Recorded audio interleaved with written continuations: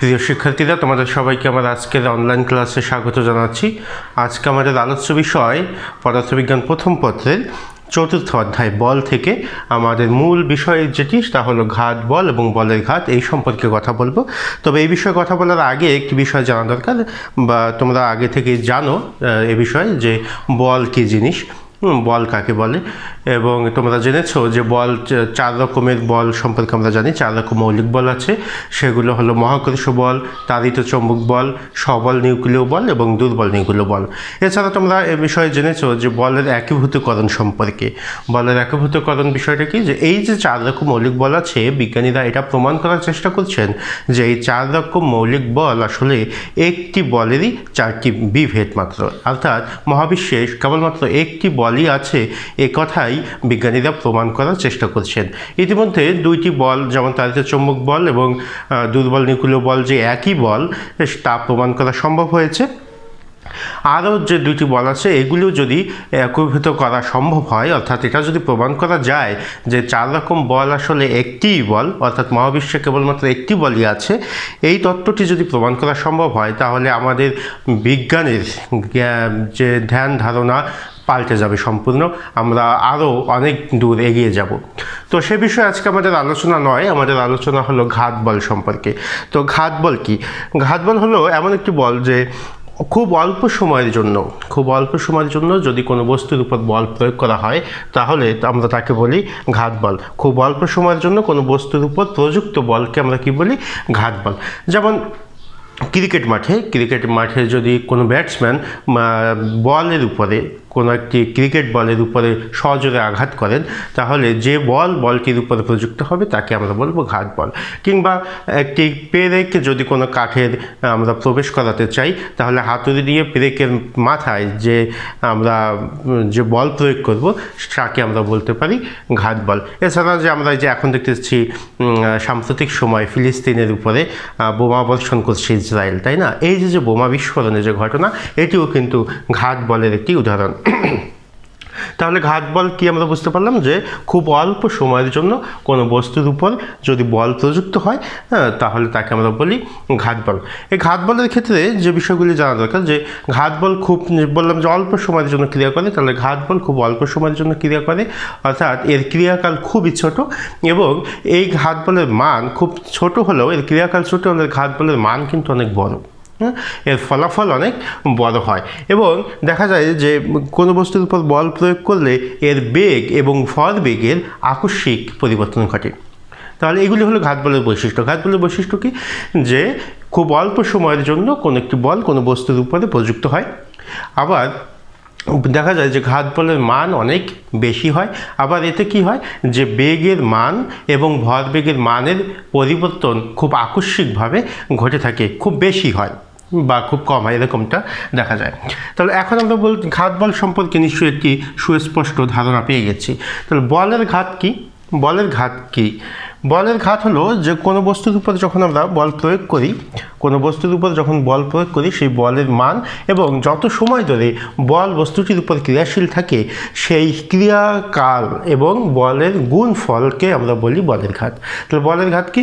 প্রযুক্ত বল এবং প্রযুক্ত বল প্রয়োগের ক্রিয়াকালের গুণফলকে আমরা বলি বলের ঘাত। বলের ঘাতকে আমরা যে দ্বারা প্রকাশ করি। কী দ্বারা প্রকাশ করি? যে দ্বারা। বলের ঘাত একটি ভেক্টর রাশি। তাহলে বলের ঘাত সমান আমরা কী লিখতে পারবো? আমরা বলেছি প্রযুক্ত বল, এবং এই প্রযুক্ত বল যত সময় ক্রিয়াশীল থাকে, সেই ক্রিয়াকালের গুণফল হলো বলের ঘাত। তাহলে বলের ঘাত যদি যে হয়, প্রযুক্ত বল যদি এফ হয় এবং ক্রিয়াকাল যদি টি হয়, তাহলে এফ এবং টি এর গুণফলকে আমরা বলতে পারবো বলের ঘাত। ক্লিয়ার সবার কাছে? আচ্ছা, তাহলে বলের ঘাত কি? বলের ঘাত হলো প্রযুক্ত বল এবং প্রযুক্ত বল যত সময় ধরে ক্রিয়াশীল থাকে, সেই ক্রিয়াকালের গুণফল হলো বলের ঘাত। আচ্ছা, তাহলে এই যে ক্রিয়াকাল, আমরা মনে করি যে বলে এই কোনো একটা বস্তুর উপর যে সময় ধরে ক্রিয়াশীল থাকবে, সেটি অত্যন্ত ক্ষুদ্র একটি সময়। আমরা বলেছি এর মান খুব ছোট, তাহলে আমরা এটাকে টি না বলতে পারি ডিটি, ক্যালকুলাস অনুসারে, তাই না? যে খুব ক্ষুদ্র সময়। এবং মনে করি যে বস্তুটির উপরে যে বল প্রয়োগ করা হয়েছে, তা T1 থেকে T2 সময় পর্যন্ত ক্রিয়াশীল ছিল। হ্যাঁ, একটা সীমার মধ্যে আমরা বেঁধে ফেললাম যে একটা নির্দিষ্ট সময় ধরে বস্তুটির উপরে বল ক্রিয়াশীল আছে। তাহলে বস্তুটির উপরে যদি একটা নির্দিষ্ট সময় ধরে বল ক্রিয়াশীল থাকে তাহলে এই সমীকরণকে আমরা কীভাবে লিখতে পারবো? ইন্টিগ্রেশন, তাই না? যখন একটা নির্দিষ্ট সীমার মধ্যে কোনো কাজ হয় তার যদি সামেশন করতে চাই, যোগ করতে চাই, তাহলে ক্যালকুলাসের কোন অংশটি নিয়ে আমাদের কাজ করতে হয়? ইন্টিগ্রেশন নিয়ে, ঠিক আছে না? তাহলে এটাকে আমরা লিখতে পারি T1 to T2, যে এই সীমার মধ্যে কাজ হবে। কিসের কাজ হবে? কী পাবো আমরা কাজ করলে? আমরা পাবো বলের ঘাত। তাহলে F ভেক্টর DT আমরা লিখতে পারবো, ঠিক আছে না? এই কথাটি আমরা লিখতে পারি। আচ্ছা, এইখান থেকে আমরা এইভাবে লিখতে পারি, এফকে আমরা সামনে আনতে পারি, তারপরে এইভাবে লেখা যায় ইন্টিগ্রেশন T1 to T2। তোমরা ক্যালকুলাসের এই অংশগুলি সবাই শিখেছো, আমি তোমাদেরকে এই বিষয়গুলি শিখিয়েছি। আবার গণিতের থেকেও তোমরা ক্যালকুলাস অংশ থেকে এই বিষয়ে ধারণা লাভ করেছো ইতিমধ্যে। তাহলে এফ ভেক্টর আমরা লিখতে পারি যে T1 to T2, তাহলে এফ এইখান থেকে আপার লিমিট মাইনাস হবে লোয়ার লিমিট, তাই না? আপার লিমিট মাইনাস হবে লোয়ার লিমিট। তাহলে এটা আমরা লিখতে পারি এফ ডেল টি, এইভাবে আমরা লিখতে পারি ডেল টি। তাহলে এইটি হলো আমাদের বলের ঘাত। তাহলে বলের ঘাত সমান আমরা কী লিখতে পারি? অতএব জে ভেক্টর সমান এফ ভেক্টর ডেল টি, এটি হলো আমাদের বলের ঘাত। এটি কি? বলের ঘাত, ঠিক আছে? যে জে ভেক্টর সমান F vector of del T. আশা করি বলের ঘাত সম্পর্কে আর কারো কোনো ডাউট থাকবে না। আচ্ছা, এখন এই যে বলের ঘাত আমরা বের করলাম, এই বলের ঘাতের সাথে আমরা বলেছি যে ঘাত বল যখন প্রযুক্ত হয় তখন কি হয়? বেগ এবং ভরবেগের একটি আকস্মিক পরিবর্তন হয়। অর্থাৎ এই বলের ঘাতের সাথে ভরবেগের একটি সম্পর্ক আছে, তাই না? তাহলে আমরা দেখতে চাই যে বলের ঘাতের সাথে ভরবেগের আসলে কি সম্পর্ক আছে। বলের ঘাতের সাথে ভরবেগের সম্পর্কটা কি? ভরবেগ কি তা তো আমরা সবাই জানি, তাই না? ভর এবং বেগের গুণফলকে আমরা বলি ভরবেগ, তাই না? ভর এবং বেগের গুণফলকে কি বলি? ভরবেগ। এবং ভরবেগকে আমরা কী দ্বারা প্রকাশ করি? পি দ্বারা প্রকাশ করি। ভরবেগকে পি দ্বারা প্রকাশ করি। অর্থাৎ পি সমান আমরা লিখতে পারি M V vector minus M U vector, তাই না? বা এম ভি নট ভেক্টর, যেভাবেই আমরা লিখি। এটা একটু ভরবেগের পরিবর্তন, ঠিক তো? আচ্ছা, তাহলে ভরবেগের পরিবর্তন বিষয় এই হলো ভরবেগ। আচ্ছা, তাহলে এখন আমরা দেখতে চাই যে এই ভরবেগের যে পরিবর্তন তার সাথে বলের ঘাতের কি সম্পর্ক আছে। মনে করি যে কোনো একটা বস্তুর উপর আমরা বল প্রযুক্ত করেছি, কি বল? এফ বল, এবং বস্তুটি হলো এম ভর বিশিষ্ট।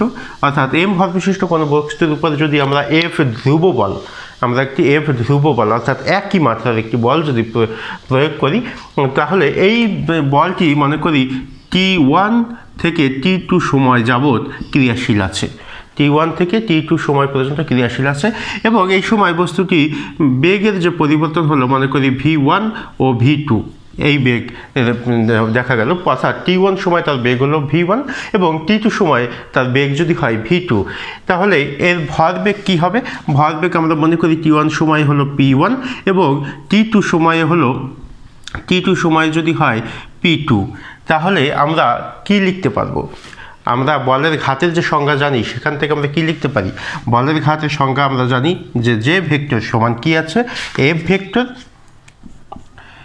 ভেক্টর ডিটি, তাই তো? এফ ভেক্টর ডিটি, এটা আমরা জানি। আচ্ছা, এবং তাহলে আমরা বলেছি যে T1 থেকে T2 সময় পর্যন্ত ক্রিয়াশীল থাকে, তাহলে T1 থেকে T2 আমরা এই লিমিট দিয়ে দিলাম। এটা আমরা কি থেকে জানি? বলের ঘাতের সংজ্ঞানুসারে, তাই না? তাহলে বলের ঘাতের সংজ্ঞানুসারে আমরা জানি যে জে ভেক্টর সমান integration T1 to T2 F vector DT. Clear? আচ্ছা, এখন যদি এই ঘটনাটি ঘটে তাহলে আমরা এখান থেকে কি লিখতে পারি? দেখো, বল এফ সমান এফ ভেক্টর সমান আমরা কি লিখতে পারি বলো? এইটা সমান আমরা জানি কি? এম এ, জানি তো? এম এ বা এম ইন্টু এ হলো ত্বরণ সমান আমরা লিখতে পারি V minus U divided by T, isn't it? তাহলে এখান থেকে আমরা লিখতে পারি M V minus M U divided by T সমান কি লেখা যায়? M V minus M U হলো কি? ভরবেগের পরিবর্তন, তার মানে হলো পি ভেক্টর, নিচে আছে টি। এখন এটাকে আমরা ক্যালকুলাস অনুসারে কীভাবে লিখতে পারি? ক্যালকুলাস অনুসারে এটাকে আমরা ডিপি ভেক্টর বাই ডিটি লিখতে পারি। লেখা যায়। তাহলে এফ এর পরিবর্তে আমরা এই কথাটি লিখতে পারি যে DP vector integration t1 to t2 dp vector divided by DT এবং এই ডিটি এই পাশে আছে। তাহলে এখান থেকে ডিটি কাটাকাটি করা যায়, ডিটি চলে যায়। যদি ডিটি আমরা বাদ দেই তাহলে লক্ষ্য করো যে এই যে সময়ের যে ক্যালকুলেশন সেটা কিন্তু আর থাকে না। যখন টি থাকবে না তখন তার সময় t1 t2 এই ক্যালকুলেট করে আমাদের কোনো প্রয়োজন নেই। যদি আমরা তা না করি তাহলে এই সমীকরণ থেকে আমরা কি পাই বলো? তাহলে আমরা লিখতে পারি যে এখান থেকে যে অনলি ডিপি ভেক্টর, ঠিক আছে না? যে ভেক্টর সমান আমরা কী পাচ্ছি? DP vector. এখন আমরা বলেছিলাম যে t1 সময় তার ভরবেগের পরিবর্তন হলো p1 এবং t2 সময়ের ভরবেগের পরিবর্তন হলো p2। তাহলে এই সীমার মধ্যে যদি আমরা এর ইন্টিগ্রেশন করি, integration p1 to p2 vector DP vector, তাহলে এটা সমান আমরা কি লিখতে পারবো? আমরা লিখতে পারবো p vector p1 vector p2 vector, ঠিক আছে না? বা আমরা কি লিখতে পারি? আমরা লিখতে পারি যে p2 vector minus p1 vector, ঠিক তো? তাহলে এটা কি সমান পাচ্ছি আমরা? আমরা পাচ্ছি যে সমান, আমরা কি সমান পাচ্ছি? যে সমান, তাই না? তাহলে বলের ঘাত যে সমান আমরা পাচ্ছি এইটাকে আমরা একবারে লিখতে পারি এভাবে যে ডেল পি ভেক্টর। অর্থাৎ আমরা কি পাচ্ছি যে ভেক্টর, অতএব যে ভেক্টর মানে বলের ঘাত সমান আমরা পাচ্ছি ডেল পি ভেক্টর, অর্থাৎ ভরবেগের পরিবর্তন। তাহলে আমরা দেখতে পাচ্ছি কি যে বলের ঘাত বস্তুর ভরবেগের পরিবর্তনের সমান। কি দেখতে পেলাম? বলের ঘাত বস্তুর ভরবেগের পরিবর্তনের সমান। তাহলে আজকে আমরা এই যে বলের ঘাত এবং ভরবেগের যে সম্পর্ক তা নির্ণয় করতে সক্ষম হয়েছি। বলের ঘাত এবং ভরবেগের সম্পর্কটি কি তাহলে? বলের ঘাত হলো বস্তুর ভরবেগের পরিবর্তনের সমান, ঠিক আছে? আচ্ছা, এখন এইটাকে একটু বোঝার জন্য আমরা একটা যদি গাণিতিক সমস্যা নিয়ে কথা বলি। ধরো বলা হলো যে অনুভূমিক দিকে গতিশীল কোনো একটা বস্তুর 2 কেজি ভর রয়েছে। কোনো একটা বস্তু অনুভূমিক দিকে গতিশীল রয়েছে, যে বস্তুটির ভর m সমান হলো 2 কেজি। বস্তুটির ভর কত? m সমান 2 কেজি। এবং এই গতিশীল থাকা অবস্থায় বস্তুটি একটি দেয়ালের উপর একটি দেয়ালের সাথে গিয়ে লম্বভাবে 5 ms ইনভার্স 1 বেগে আঘাত করে। 5 ms ইনভার্স 1 বেগে আঘাত করে, অর্থাৎ ইউ হলো 5 ms ইনভার্স 1। এবার দেয়ালের সাথে বস্তুটির ধাক্কা খেয়ে যদি বস্তুটি বিপরীত দিকে আবার ফিরে আসে, সেই ক্ষেত্রে বস্তুটির বেগ v সমান হলো 3 ms ইনভার্স 1। বলছি যে বস্তুটি বিপরীত দিকে ফিরে এসে, যদি বিপরীত দিকে ফিরে আসে তার মানে এটিকে আমরা মাইনাস বলতে পারি, তাই না? বিয়োগ চিহ্ন দিয়ে বোঝাতে পারি। যেহেতু বিপরীত দিকে, সেহেতু এখানে বেগ কিন্তু ঋণাত্মক নয়, যেহেতু বিপরীত দিকে ফিরে আসছে চাই বিপরীত দিক বোঝাতে আমরা মাইনাস চিহ্ন ব্যবহার করলাম। তাহলে আমাদের গাণিতিক সমস্যাটা কি?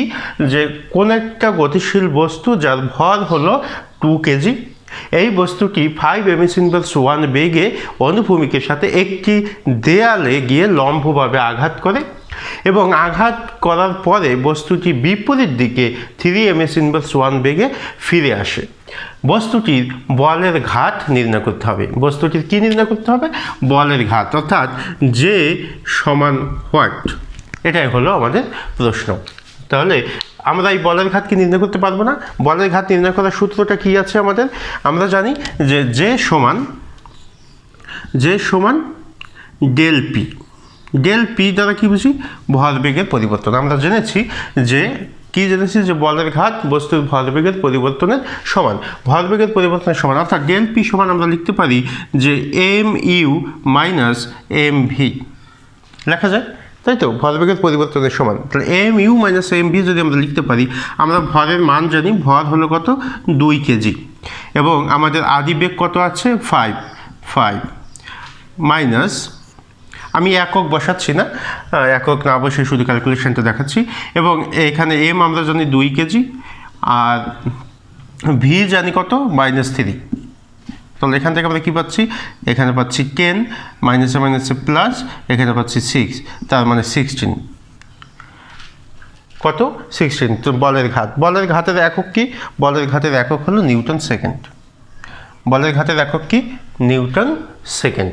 তাহলে বলের ঘাত নির্ণয় করা যাবে খুব সহজেই, তাই না? বলের ঘাত কিসের সমান আমরা দেখতে পাচ্ছি? ভরবেগের পরিবর্তনের সমান। তাহলে বলের ঘাত যা ভরবেগের পরিবর্তনে কিন্তু একই হবে, তাই না? আমরা বুঝতে পারছি। আচ্ছা, তাহলে আশা করি বুঝতে পেরেছো তোমরা সবাই। আমাদের আজকের ক্লাস এই পর্যন্তই। পরবর্তী ক্লাসে দেখা হবে আমাদের নতুন কোনো বিষয় নিয়ে। সেই পর্যন্ত সবাই ভালো থাকো, সুস্থ থাকো, এই কামনা এখানে শেষ করছি। তোমাদের সবাইকে ধন্যবাদ।